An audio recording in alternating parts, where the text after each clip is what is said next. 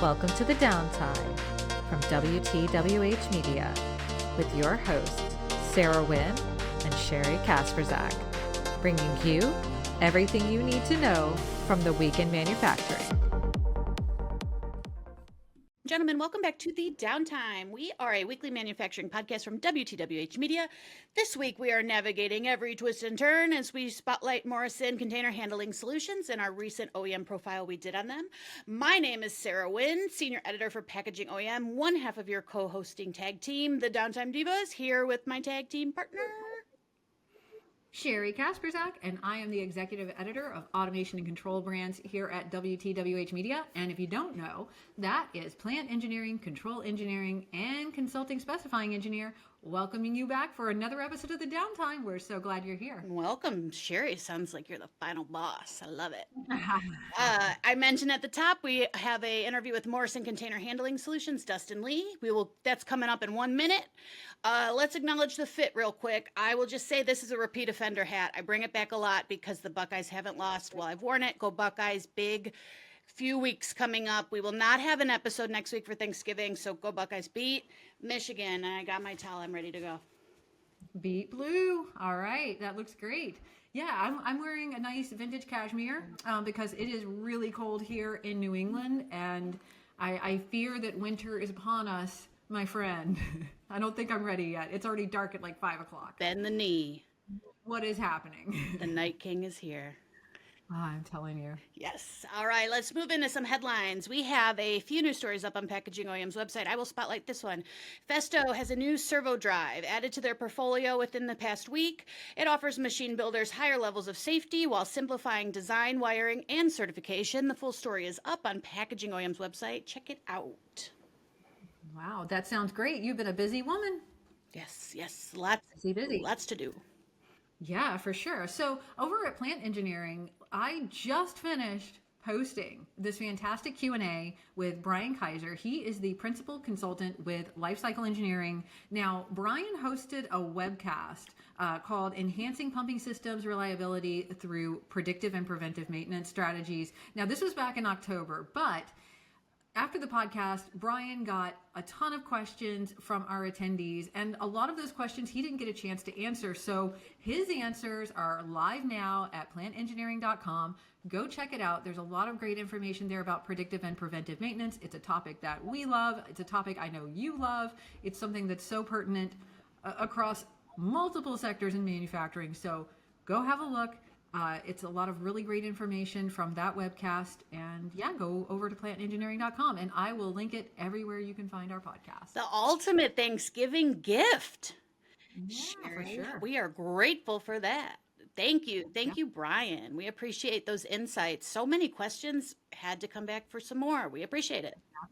We love it. Yes. And I said at the top, reminder, no new episode next week. We will be celebrating Thanksgiving. We are hashtag thankful, grateful, blessed. Let's move on into our interview segment. I mentioned at the top, Packaging OEM recently published our first OEM profile. We hope to do more in 2026. This one focused on Morrison Container Handling Solutions, a second-generation family-owned business based in Glenwood, Illinois. Morrison is the largest timing screw supplier in North America, Sheri. Wow, who knew? You did. I did, yes. They also provide change parts, auto adjust rails, and custom machine systems that work with a variety of upstream and downstream packaging equipment. Everything from ammunition to mouthwash, alcoholic spirits, ice cream, and a very debated topic on this show, peanut butter, navigates their equipment every twist and every turn. And for more than 54 years, they've become a trusted partner to OEMs. We have invited, and he accepted, Dustin Lee, Vice President of Sales, Morrison Container Handling Solutions, to the show. He joins me to discuss Morrison's product line. And customer support philosophy. Plus, I ask him about how he's becoming well known in the packaging industry as a sneakerhead. From one sneakerhead to another, I did enjoy that conversation. So here we go. Take it away, Dustin Lee, Morrison Container Handling Solutions, Vice President of Sales. Here's the interview. All right, welcome back to the Downtime. Sarah Wynn here with Dustin Lee, Vice President of Sales for Morrison Container Handling Solutions. Hi, Dustin. How are you doing? Good morning. How are you today, Sarah? Pretty good. What's happening over at Morrison's headquarters? Well, at Morrison, we have been continuing to grow, and we've actually been hosting a lot of people coming in for different FATs. So it's been really exciting to get more and more customers to come and see our continued expansion and business. And so we've been hosting a lot of customers this week. Very nice. And just to give our audience a little background on Morrison, you want to share the products that you offer? Absolutely. We are most well known for a product called timing screws. So timing screws are a plastic component typically that help control product in a positive manner, usually on the infeed of a machine. So you often will see a timing screw that's on the infeed of a rotary filler or a labeler or a capper. And so we work with both OEMs and end users in supplying these timing screws, and we believe we're the best in the world at it. That is our core technology that then kind of transcends throughout all of our other products. So, timing screws are our core competency, and you'll see them on everything else that we provide. So, we also do change parts. And when we talk about change parts, we are talking about rotary star wheels and guides that would be on a rotary machine. So, a filler typically will use a set of change parts for each different bottle size that would need to run through its machine. We also provide an auto adjust rail solution. So, for a complete line, being able to go and push a button on an HMI and then having all of the conveyor rails just adjust in and out to whatever bottle size you're running. And then we do a lot of custom standalone machines. So, again, utilizing timing screws, but things like lane dividing, combining, product orientation are some of the standards that people will come to us for. So, Dustin, as the VP of sales, how do you see Morrison's approach to supporting OEMs and machine builders standing out in the industry? Well, one of the things that I think really helps us because we work with a lot of different types of clientele and a lot of different partners within the industry is we have a pretty wide array of experience. And so when we're working with a filling company, we're able to use and understand our knowledge of the whole line to help them run their machines at a higher level of efficiencies. And then vice versa. So when we're working with an end user direct, we're able to understand, all right, when we need to put a lane divider on a line, we are understanding of what the upstream equipment runs like and what the downstream equipment runs like. And so if you just put something into a production line and not understand what else is going on and what's around you, you might not actually end up be providing the most efficient solution for the customer. And that's the thing that we really try to make sure that we are never the bottleneck to a production line. That's one of the things that is definitely um, on the forefront of our engineering discussions and when we're going for installations is to make sure that whatever equipment we are providing on the line, that we are never the bottleneck to keep production running at a higher and more efficient rate. Thank you. And I want to point out, Dustin is here. I interviewed you, Dustin, for the OEM profile up on Packaging OEM's website on Morrison Container Handling Solutions. And this kind of ties into the next question. The support built in, more than a tagline when it comes to Morrison. It's discussed in the story, but I'll ask you, support built in is a big part of your culture. Can you share an example of how that mindset shows up when working with OEMs, customers? Yeah, absolutely. Probably one of the things, every company talks about how they're great in service, right? And if you talk to anybody, you walk around Pack Expo, what sets you apart? And everyone's like, oh, well, we support our customers. One of the things that I think we really try to pay attention to is what's the situation at hand, right? And understanding where our customers and where our partners' pain points are. Just the other week, we had a customer that even though we had already shipped everything that we needed to provide in time, they got down to the point where they were running a factory acceptance test. They had a customer on site at their facility trying to run their machine, and they realized that they made a mistake on their end. They called us at 5 o'clock that evening and said, "Hey, we really need this. We've got a customer here. We're trying to finish up an FAT." And we had something in their hands by noon the next day. So that's not only manufacturing, but that's also getting it through engineering, getting it in the shipping truck, getting it to the customer and running on their machine so that they can be successful at the end of the day. And that's one of the reasons why a lot of OEMs want to work with us and why we try to talk with OEMs as our partners because we understand what it takes to be successful in the packaging industry. We have a kind of a tagline here that production is king. And if production's not running, our customers aren't making money and ultimately then they don't have enough money to buy equipment, right? And so we really try to, again, not impact that production standpoint of everything in the wheel that is the packaging industry. Definitely. And the story talks about how Morrison handles such a wide variety of container types, from ammunition to peanut butter to mouthwash. So, with all these different container types and various lines, how do you guys balance custom solutions with reliability and repeatability? It's a definitely a balancing act. From a fun standpoint in the business, we really enjoy the custom stuff because it allows us to, our engineering to have not the same repetitive things over and over again. From a business standpoint, we obviously would prefer to have more standard things that we don't have to customize to manage margin. But I think honestly, we've done a really good job internally of keeping a strong database of things that we've touched in the past.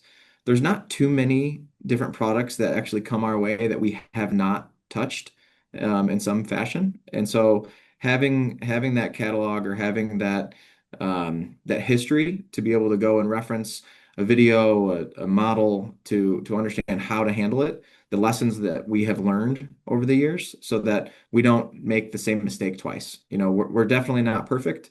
We make lots of mistakes, but that's also one of the things that I think helps us be successful is because we've made a lot of mistakes and our customers have seen that, but it's about how we react from there, right? In the end, we always take care of what we've got to take care of.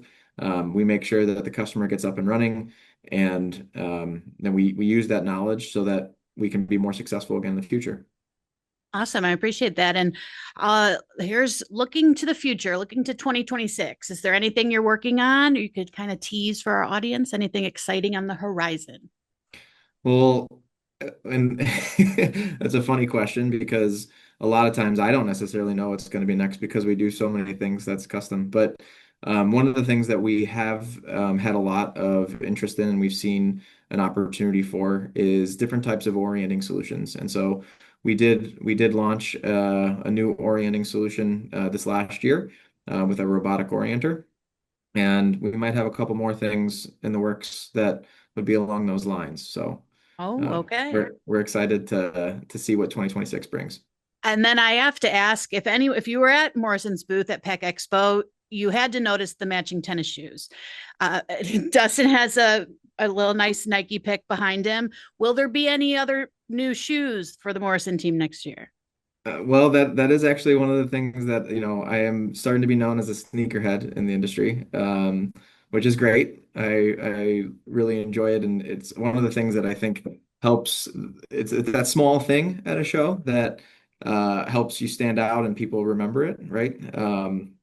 So I always have my eye out for something, and what I can say is that there always will be something, whether or not we disclose what the next one's going to be. I don't know if I'm ready to do that yet, but No, I understand, and we'll have to get a picture from Mia and Allison of the shoes. They were a nice bright spot. In addition, the robotic orienting system was on display, redesigned screw densitor. So, I will leave the floor to you, Dustin. Anything else you may want to add before we wrap up here? no, I'm honestly I'm pretty excited about where 2026 is headed. I think that the industry, as what we've seen, has been really active, and things that I've heard within the different OEMs that we work with and end users. I'm excited for the opportunities that Morrison's going to have this next year and continue to grow and be a big player in the packaging industry. Awesome. I appreciate your time. Thank you for joining me, Dustin. Thanks, Sarah. Thank you so much, Dustin and Morrison, for joining our show. Hey, and Sarah, since you and Dustin have sneakers in common, what is your favorite pair of sneakers? I know you have quite a collection of kicks. Oh, I do. Kicks on fire. I will tell you, I have 3 dogs and I will never pick a favorite dog, so I will not pick a favorite pair of shoes. I will tell you that I wore a pair of LeBrons that were new the year that I graduated from college. Brand new, fresh pair of LeBrons. I believe they were the 11s at my college graduation. Ohio State's a pretty big school, so my family recognized me from the stands because of my shoes. So, yes, great respect to the shoe game. I love it. We love that. Hey, when you get over to Rhode Island, I have a couple of sneaker places I have got to show you. So yeah, get on over here. Yes, I wore a pair of Jordans to Automate in Detroit and looked pretty fly. I have no doubt. Were they scarlet and gray? Of course. Of course, no doubt. Yes. All right. All right. I think this brings us to our by now world famous game time. So this week's game, we hope to bring this back in some variation in the future. This one is called Regional Roast Thanksgiving Edition. Set your plates, set your plates. For sure. We will spotlight a few regions in the U.S., especially the Midwest, because that's where I'm from. And Sheri, where are you from? I'm from the South. I'm a Southeastern Georgia girl, so there are probably things that I've had that no one's heard of unless you're from the South. So love this. And Sheri lives in New England, so we got that flair. I do. Am I saying that Yeah, right? for Is that how they talk there? I don't know. I'm not from here, but yeah, they do park the car. Pop the cat.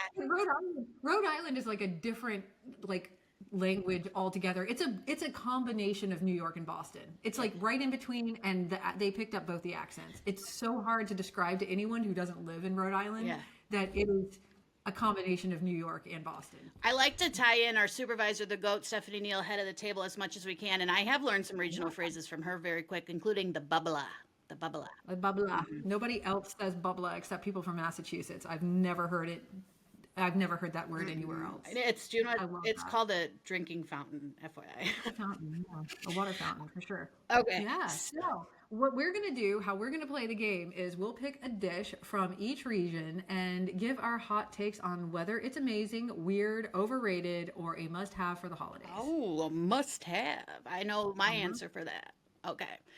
We'll get started. Round one is pretty simple. This is a staple, mashed potatoes and gravy.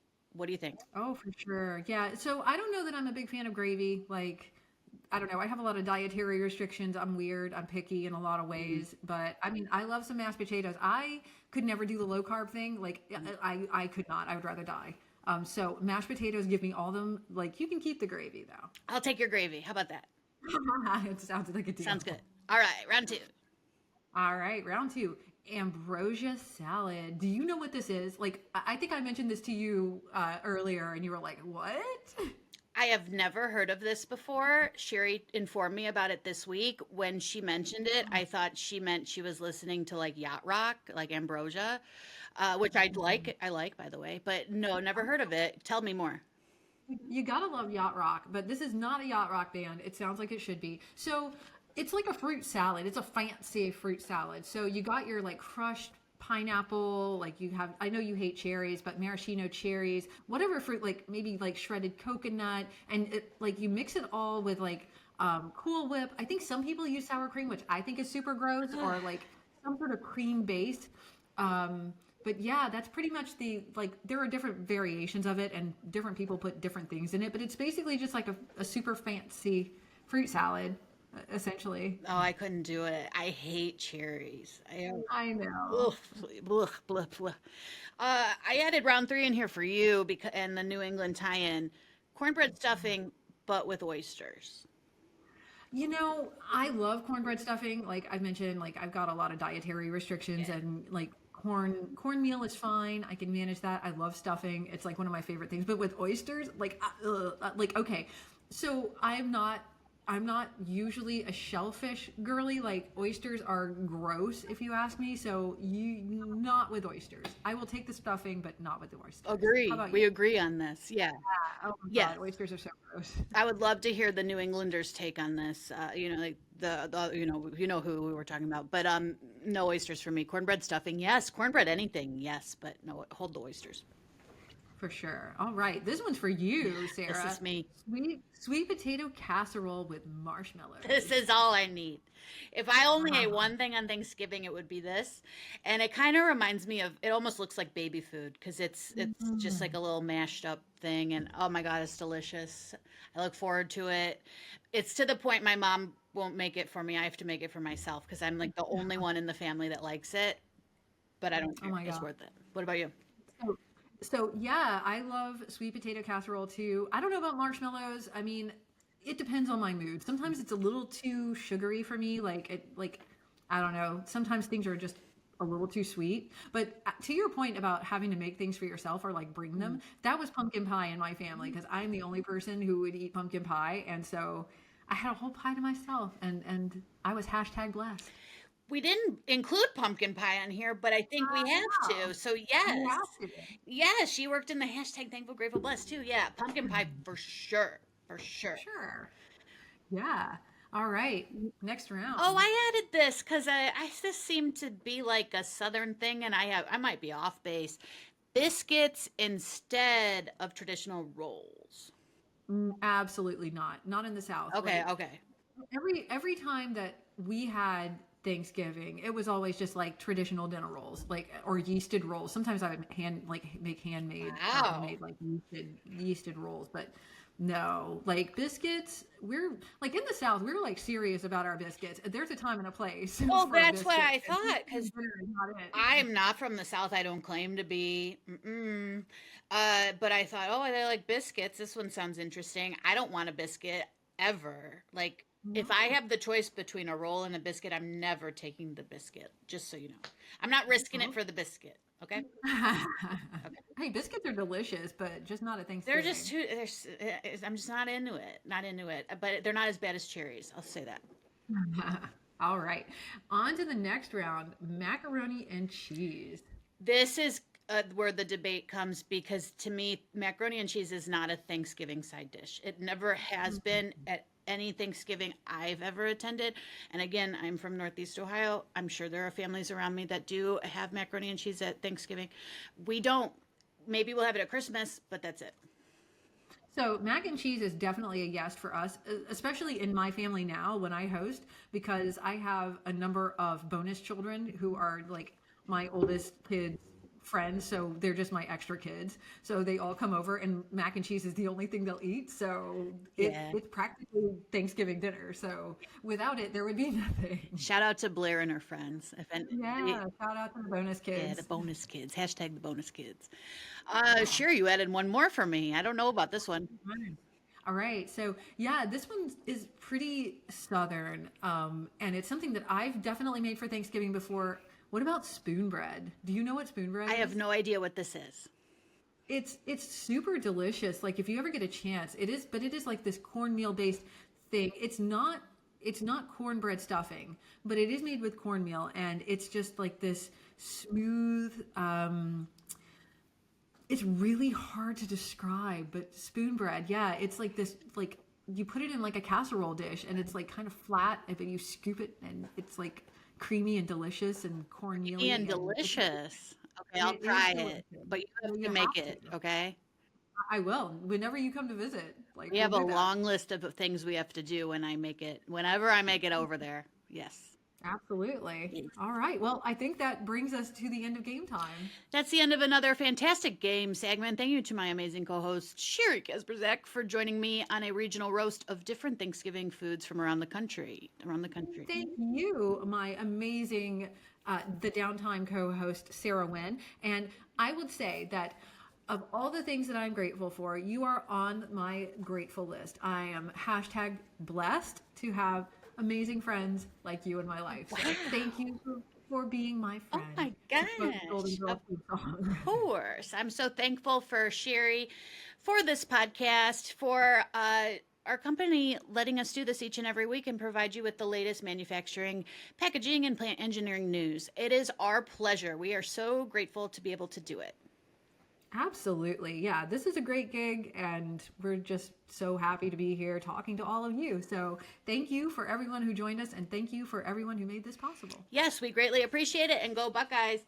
Big game at the end of the month. Please win, please win, please win, or you may never see me again. Hey, Sarah. OH. I-O. Go Buckeyes.